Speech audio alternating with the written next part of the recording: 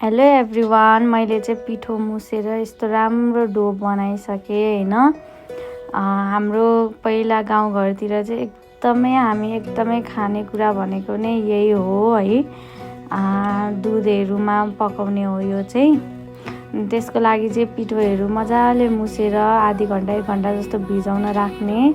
अनि त्यसमा डल्ला सानो बनाएर हातले यस्तो सानो बनाएर जुन दुध अड्डिने टाइपको बनाएर राख्ने। सानो सानो पार्नुपर्छ जसमा डल्ला चाहिँ। अनि यस्तो दुध अड्डिने भयो भने एकदमै राम्रो अनि मिठो पनि हुन्छ खानालाई। अनि यसलाई चाहिँ यस्तो दुध अड्डिने बनाउनु पर्छ। अनि मजाले दुधभित्र गएर मजाले पाक्छ। यसलाई चाहिँ हाम्रो गाउँघरतिर दुध रोटी भन्छ है। तपाईहरुको घरतिर के भन्छ लास्टसम्म भिडियो हेर्नु होला अनि कमेन्ट पनि गर्नु होला। हामीले चाहिँ धेरै बनाउन लागेको छौँ, हामीले नखाएको धेरै दिन भइसक्यो। त्यही भएर हामीले खानालाई दुध रोटी बनाउँदै छौँ सबैजना मिलेर फ्यामिलीमा।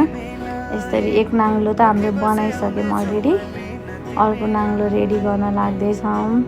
पहिला चाहिँ हामी गाउँघरतिर भैँसीको गाईको जेको दुधमा पनि हामी बनाएर खान्थ्यौँ के।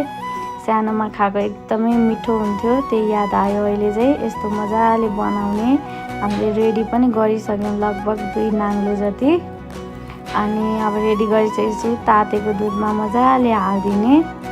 दुध चाहिँ मजाले उमाल्नुपर्छ पहिला। अनि उम्लेको दुधमा मजाले एकैवटा गरेर हाल्नुपर्छ। धेरै एकैचोटि हाल्यो भने चाहिँ यो डढ्छ। यो चाहिँ एकैचोटि हाल्यो भने चाहिँ टाँसिन्छ अनि पिँधमा लागेर डढ्छ पनि के। यसरी मजाले हालिदिने। सबै मम्मी मिलेर हालिराखेको छौँ। अहिले चाहिँ मलाई एकदमै गाउँघरको याद आइरहेछ कि हामीले यति धेरै बनाएर खान्थ्यौँ, बिहान बेलुकै नै खान्थ्यौँ कि। यो चाहिँ यति मन पराउने हामी यो। अनि मम्मीले पनि जहिले बनाइदिनुहुन्थ्यो। अनि मजाले सबै हालिसकेपछि चाहिँ 5 मिनट जस्तो छोड्ने। 5 मिनट छोडेपछि चाहिँ यो मजाले टाँसेको छ भने नि खुस्किन्छ। अनि मजाले चलाउन चाहिँ एकदम मजाले चलाइ नै राख्नुपर्छ। फेरि पिँधमा लाग्यो भने डढ्छ। मजाले उम्लिन दिने। यो चाहिँ एकदम मजाले नै पाक्नुपर्छ। फेरि पाकेन भने चाहिँ पेट दुखेर डायरिया पनि हुनसक्छ हैन।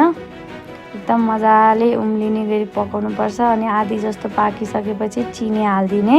आफ्नो स्वाद अनुसार चिनी हाल्ने। 12 मसला